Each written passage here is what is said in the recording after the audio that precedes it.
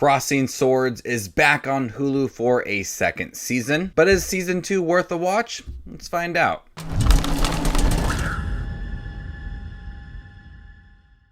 Patrick, the long-suffering squire, climbs the ladder of knighthood in the service of King Merriman. There are new friends to make, new enemies to vanquish, and new horrors to scar Patrick for life, including bloodthirsty leprechauns, an island of killer monkeys, and a shadowy villain who could destroy everything Patrick has ever known. So I enjoyed the first season of Crossing Swords. This is from the producers of Robot Chicken. If you have watched Robot Chicken, you know what you're going to get yourself into. Come on, man, they're gaining on us! I always come prepared! What, are you kidding me? Banana peels! Whoa! Actually, they are surprisingly effective!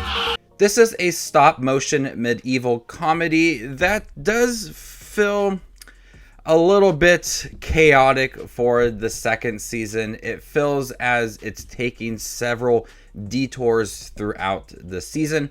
There is 10 episodes, just like the last season, but it never really...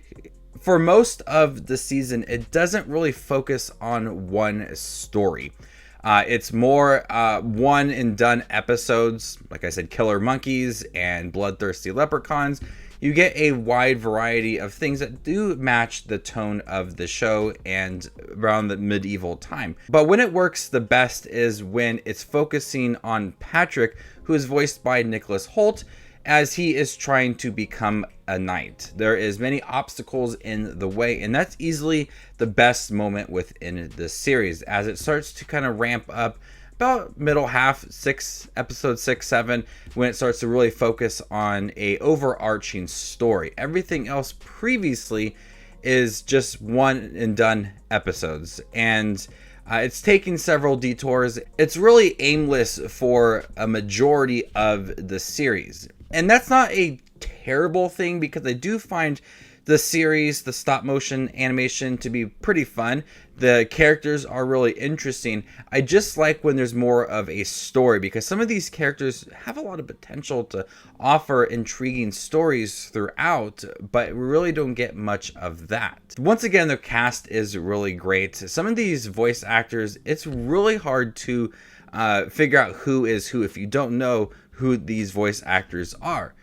But we have Nicholas Hoult as Patrick, Adam Ray as Reuben, Tara Strong as Coral, Tony Hale as Blarney, Luke Evans as King Merriman, Seth Green as Blinker Quartz, and Yvette Nicole Brown returns once again for the show. I like the voice cast in here. Nicholas Hoult really doesn't sound like Nicholas Hoult when he voices Patrick. They're really unrecognizable, and that's the fun within the series. The show still has all of those zany moments. Full frontal nudity for these little blocks. It's still really crazy. The jokes are really dirty.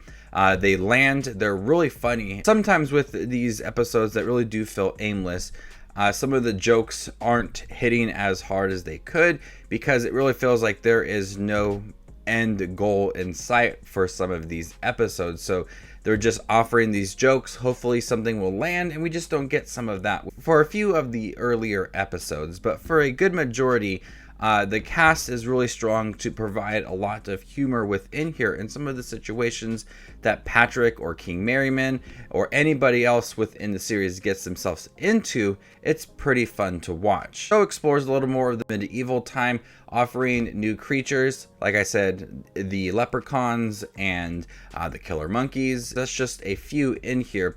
And it's pretty cool to see some different things compared to the first season. But I want more of a story, and we do get that kind of towards the end. It feels urgent, and Patrick is up for a task. But for a good majority, it's just, here's an episode, here's an episode, here's an episode. There's really nothing to it.